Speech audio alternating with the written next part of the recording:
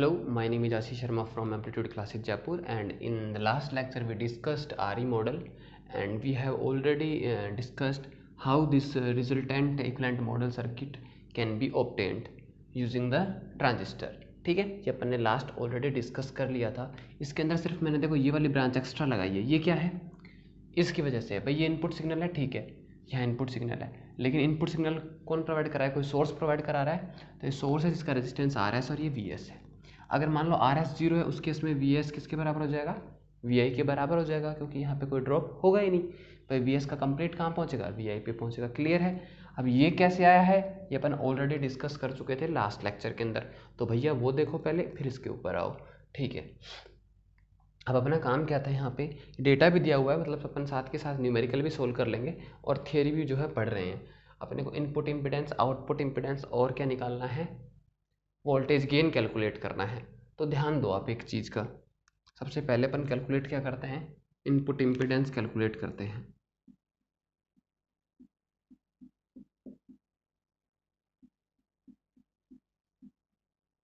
तो देखो भैया, ये है इनपुट इम्पीडेंस, ये मतलब इस पॉइंट से आगे का ये जितनी भी वैल्यू है ये सब क्या है? इनपुट इम्पीडेंस है। ऐसे ही जेड नोट यानी आउटपुट इम्पीडेंस, इससे आगे जितने भी इम्पीडेंस है सब क्या है?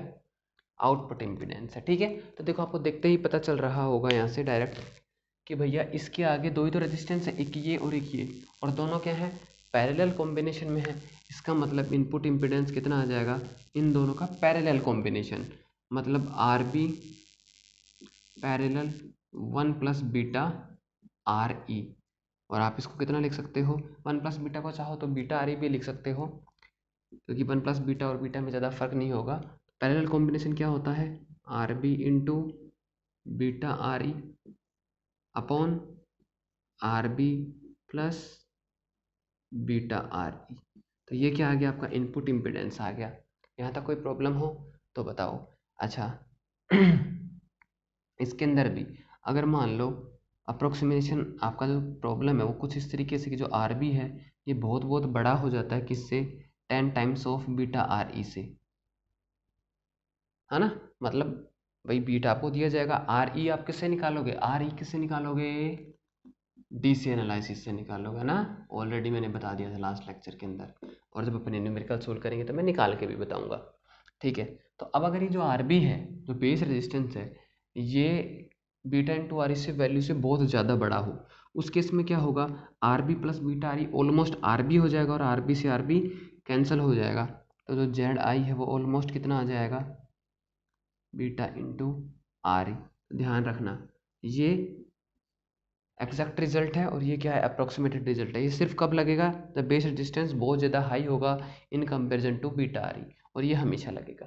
क्लियर है? अच्छा, अब आप कहोगे नहीं सर हम तो जो है थोड़ा चमत्कार करके निकालेंगे, तो आपने डायरेक्ट बता दिया। इनपुट इम्पीडेंस होता कैसे है? क्या फॉर्मूला होता है वैसे? Input voltage upon input current. Input current क्या है यहाँ पे अपना? जो भी है मैं आई लिख देता हूँ।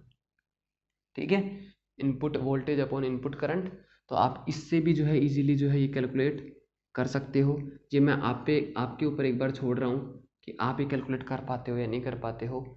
अगर कर लेते हो तो जो है कमेंट में मेरे को बताना, या फिर जो टेलीग्राम में जो पिक्चर सेंड करना। अदरवाइज मैं तो करूँगा ही नेक्स्ट लेक्चर के अंदर, वरना देखो डायरेक्ट तो हो ही गया। ठीक है, तो मेरा यहाँ पे काम है सिंपल तरीके से आपको चीज़ें समझाना, क्योंकि अपन किसके लिए पढ़ रहे हैं? कॉम्पिटिटिव एग्जाम्स के लिए पढ़ रहे हैं।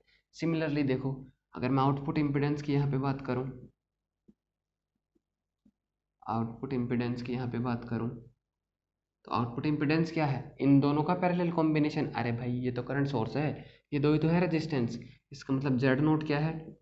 Are not parallel R C. इसका मतलब जेड नोट क्या है? R not R C divided by R not plus R C. Clear है? ठीक है, अगर आर नोट क्या है? बहुत बहुत बड़ा हो जाता है, हाई हो जाता है, उस केस के अंदर क्या करेंगे? R not plus R C कितना हो जाएगा? आर नोट के बराबर हो जाएगा। तो उस केस में ये आर नोट से आर नोट कट जाएगा, जेड नोट कितना आ जाएगा? आर सी आ जाएगा। किसके बराबर आ जाएगा? कलेक्टर रेजिस्टेंस के बराबर आ जाएगा। क्लियर है? ठीक है, इसके अंदर क्या था कि जो आउटपुट था यहाँ पे डिफाइन है, ये ध्यान रखना जी। कब है ये प्रॉब्लम? जब आउटपुट यहाँ पे डिफाइन है भैया, है ना, यहाँ, तब जाके आर सी आ रहा है। अदरवाइज मान लो अपन आगे भी प्रॉब्लम डिस्कस करेंगे जिसके अंदर आउटपुट यहाँ डिफाइन होगा, आर ई के ऊपर डिफाइन होगा, और एक जो कैपेसिटर है नहीं होगा, मतलब जो इमीटर रेजिस्टेंस है वो बाईपास्ड नहीं होगा, वो एक डिफरेंट सिचुएशन है। ये सारी सिचुएशन कब है? जब इमीटर रेजिस्टेंस बाईपास्ड है, मतलब उसकी पैरेलल में क्या लगा हुआ है? एक कैपेसिटर लगा हुआ है। ठीक है, ये हो गया। अब अपने क्या निकालना है? वोल्टेज गेन निकालना है। तो भैया वोल्टेज गेन क्या होता है? Output voltage upon input voltage, यही बात है। ठीक है, तो आउटपुट वोल्टेज को मैं क्या लिख सकता हूँ? Output current.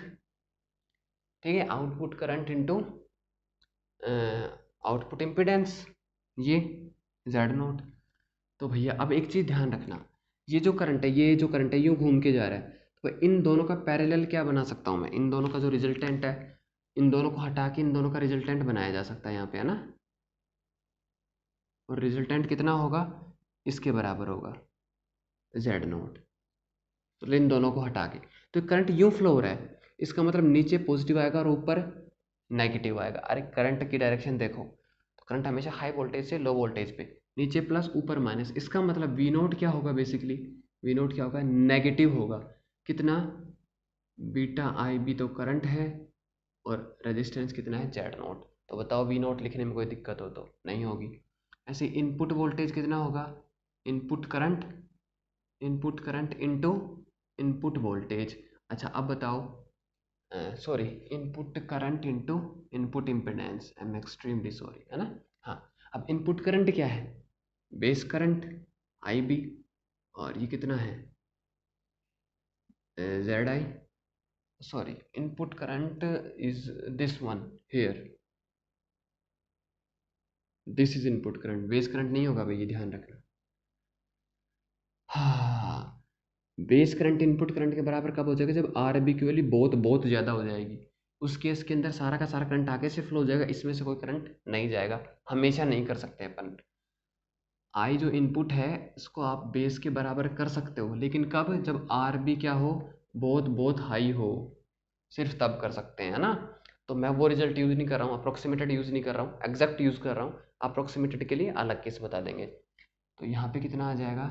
अच्छा, तो ये आई इनपुट इंटू जेड आई, एक बार के लिए मैं यही रहने देता हूँ। तो यहाँ से देखो आप, वोल्टेज गेन कितना हो जाएगा? Minus beta I B upon Z not divided by I input into Z input. अब अपने को आई इनपुट नहीं पता, यहाँ पे आई इनपुट है और वहाँ पे आई बी है ना। तो अपन आई इनपुट और आई बी में एक रिलेशन निकाल सकते हैं। तो अगर आप ध्यान से देखो तो ये जो करंट है बेसिकली करंट डिवीजन रूल लगेगा। अरे ये करंट था और दो पैरेलल रेजिस्टेंस में से फ्लो हो रहा है, तो मैं क्या निकाल सकता हूँ भैया? आई बी इक्वल्स टू कितना निकाल सकता हूँ? आई बी कितना होगा बताओ?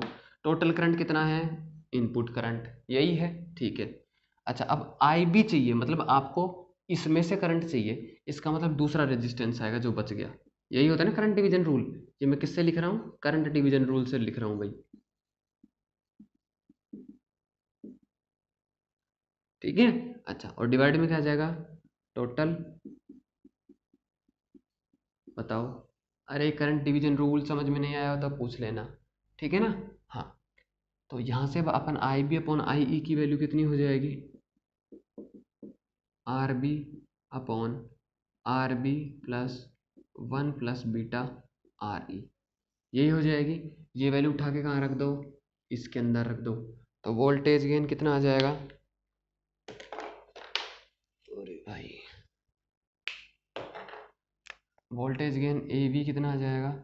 Minus beta as it is रहने दो, जेड नोट रहने दो, जेड आई रहने दो, और आई बी अपॉन आई आई हो गया ये, यानी कि R B divided by R B plus one plus beta R E. Clear है? ये हो गया वोल्टेज गेन। आउटपुट इम्पिडेंस और इनपुट इम्पिडेंस की अपन वैल्यू रखते हैं। ठीक है, एक बार मैं फ्रेम चेक कर लेता हूँ। या एवरीथिंग इज फाइन। ठीक है, तो अब मैं यहाँ से मिटा लेता हूँ। और जेड नोट और जेड आई की वैल्यू भी रख दो भाई, है ना। तो वोल्टेज गेन कितना आ जाएगा, minus beta R B plus 1 plus beta R E, ठीक है। और जेड नोट की वैल्यू ये रही, देखो ये रही, R not R C divided by R not plus R C, ठीक है, हो गया। और जेड इनपुट ये रहा, कितना है, आर बी प्लस, अच्छा ये अपन ने इसको 1 प्लस बीटा को बीटा किया था, एक्चुअली में तो कितना था ये 1 प्लस बीटा ही था ना, अरे 1 प्लस बीटा ही तो था, R B plus 1 plus beta R E divided by R B into 1 plus beta R E, ठीक है।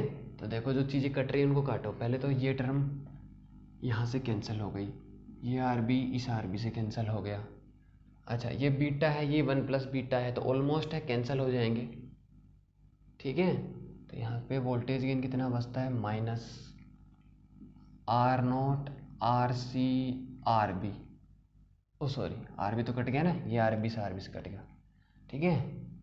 अच्छा तो ऊपर तो बच गया ये आर नोट आर सी, और नीचे कितना बचेगा, ये टर्म तो कैंसिल हो गई अपनी, आर बी से कैंसिल हो गया, 1 प्लस बीटा बीटा से हो गया, स्मॉल आर ई बच गया, small R E R not plus R C, तो ये क्या आ गया आपका, वोल्टेज गेन आ गया। तो ये फॉर्मूला भी आपको याद रखना है। इसमें भी अगर अपना अप्रोक्सीमेशन लगाएं, यानी कि आर नोट क्या हो जाए, बहुत बहुत ज़्यादा हाई हो जाता है, तो उस केस के अंदर R not plus R C को मैं क्या लिख सकता हूँ, आर नोट लिख सकता हूँ। तो यहाँ से जो आर नोट आएगा उससे कट जाएगा, और वोल्टेज गेन सिर्फ कितना बच जाएगा, minus R C upon R E, ये लो भाई। और कभी अगर क्वेश्चन में अगर आपको इस आर नोट की वैल्यू नहीं दी गई है ना, क्योंकि निकाली नहीं जा सकती है, आर ई तो निकाला जा सकता है, ये आर नोट निकाला नहीं जाता है, ये दिया ही जाएगा आपको, और नहीं दिया जाए तो इसको कितना मान लेना है, इनफाइनाइट मान लेना है। तो ये क्या हो गया, वोल्टेज गेन का फॉर्मूला हो गया। तो भैया देखो आपके 4 फॉर्मूले हो गए, जेड इनपुट का, जेड आउटपुट का, और वोल्टेज गेन के 2 फॉर्मूले हो गए, या फिर एक ही याद कर लो कि जिसमें इसमें जब भी अप्रोक्सीमेशन लगाओगे तो आ जाएगा। तो तीनों फॉर्मूले आपको याद होने चाहिए, कैसे आए ये मैंने बता दिया, लेकिन फिर भी आपको ये याद होने चाहिए, डायरेक्ट याद होने चाहिए एग्जाम के अंदर, निकालने में लगेगा टाइम, टाइम नहीं होता भाई, है ना। हाँ तो ये ध्यान रखना है आपको। आप देखो न्यूमेरिकल करना है, तो न्यूमेरिकल में सब कुछ आपको डेटा दिया गया है। जैसे आपसे क्या पूछा गया है, इनपुट रेजिस्टेंस पूछा गया है, तो आपको पहले स्मॉल आर ई कैलकुलेट करना पड़ेगा। तो देखो स्मॉल आर ई कैलकुलेट करने में तो देखो ये क्या है, जब आप डीसी एनालिसिस करोगे तो ये ओपन हो जाएंगे, ये यहाँ से ओपन हो जाएगा, ये हट जाएगा ना, ये सर्किट ही तो आएगा, ये तो आएगा। तो क्या है, ये इमीटर बायस है, तो इमीटर बायस में आई बी कितना होता है, V C C minus V B E upon R B plus 1 plus beta R E. और ये मैंने कुछ नहीं किया, के वी एल से किया है ना, किससे, देखो इमीटर बायस कॉन्फ़िगरेशन, आई बटन पे मिल जाएगा, इमीटर बायस कॉन्फ़िगरेशन, आई बटन पे क्लिक करो भैया मिल जाएगा। ये इक्वेशन कैसे आया, तो आप इजीली यहाँ से आई बी निकाल लोगे, ठीक है ना। कैलकुलेशन में देखो मुझे टाइम लगेगा, कोई मतलब है नहीं, क्योंकि वी बी 0.7 होता है स्टैंडर्ड, आर बी कितना है 470 है, प्लस 1 प्लस बीटा, बीटा 100 है, 1 प्लस बीटा 101 हो जाएगा, और आर ई 1 किलो ओम है, 1 किलो ओम है, तो मतलब मैं इसको 100 ही मान लेता हूँ भैया ना, 1 प्लस बीटा को, और 1 किलो ओम है तो कोई दिक्कत ही नहीं है। तो ये हो जाएगा आई बी, अपने को चाहिए क्या आई ई, तो आई ई क्या होगा 101 इंटू 12 माइनस 0.7 का मतलब 11.3 एंड डिवाइडेड बाई 570, ये आई ई हो जाएगा। और यहाँ से ये आई किस में आएगा, मिली एम्पियर में आएगा। क्यों आएगा मिली एम्पियर में, क्योंकि भैया 570 क्या है, किलो ओम के अंदर है। तो जैसे ही यहाँ पे आई ई निकले, तो यहाँ से आप स्मॉल आर ई निकालोगे, 26 मिली वोल्ट होगा, और ये आई ई होगा, तो मिली से तो मिली कैंसिल हो जाएगा, और कुछ ना कुछ वैल्यू आपकी आर ई की आ जाएगी। जैसे ही आर ई आ जाता है उसके बाद तो कुछ चाहिए ही नहीं, बीटा आपके पास है, आर बी आपके पास है, आर ई आपने निकाल लिया, तो इनपुट इम्पिडेंस निकाल लोगे, हो गया क्लियर, ख़त्म करो। आउटपुट इम्पिडेंस आर नॉट दिया ही नहीं गया है, ओहो दिया गया है एक बार इन्फिनिटी, इन्फिनिटी का मतलब बहुत लार्ज, तो उस केस में तो ये वैल्यू यूज हो जाएगी, Z not equals to R C, तो आउटपुट इम्पिडेंस आर सी के बराबर, मतलब 3 किलो ओम। जब 50 किलो ओम है तो यहाँ पे आर नॉट की वैल्यू रख लेना, इजीली कैलकुलेट हो जाएगा, ठीक है। फिर वोल्टेज गेन देखो, इन्फिनिटी के लिए तो ये यूज हो जाएगा, minus R C upon R E आपने यहाँ से निकाल लिया है, ठीक है, आर सी आपको दिया गया है। और अगर 50 किलो ओम यूज़ करोगे तो ये वाला फॉर्मूला यूज़ कर लोगे, तो सारी वैल्यू आ जाएंगी।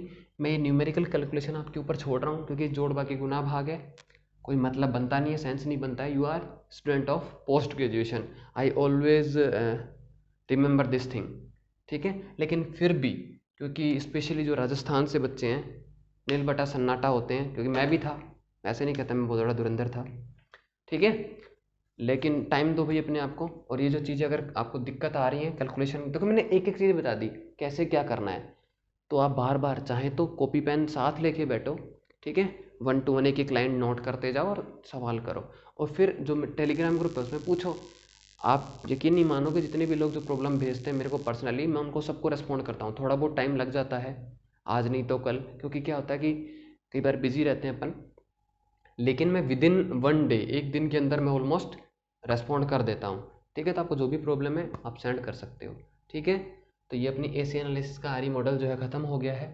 अब अपन जो नेक्स्ट लेक्चर होगा उस लेक्चर के अंदर थ्योरी तो ऑलमोस्ट खत्म हो गई, अपन सिर्फ क्वेश्चन डिस्कस करेंगे, ठीक है। सिर्फ क्वेश्चन डिस्कस करेंगे, 2 3 4 क्वेश्चन। और उसके अंदर भी देखो भाई, मैं न्यूमेरिकल जो है एक कैलकुलेशन नहीं करूँगा, मतलब आपको मैं बता दूंगा कैसे कैसे क्या करना है, ठीक है। तो स्टे सेफ, टेक केयर। और ये खुशी की बात है कि एस एनालिसिस ख़त्म हो गया है, वो भी सिर्फ एक दिन के अंदर, या कहूँ रात के अंदर, क्योंकि मैंने कंप्लीट जो है लेक्चर्स रात को शूट किए हैं, और कंप्लीट जो शेड्यूल्ड कर दूंगा मैं। तो आप बस, खैर ये तो लास्ट लेक्चर रहेगा, तो ये बात मुझे पहले लेक्चर में बोलनी चाहिए थी। चलो ठीक है, खैर स्टे सेफ, टेक केयर।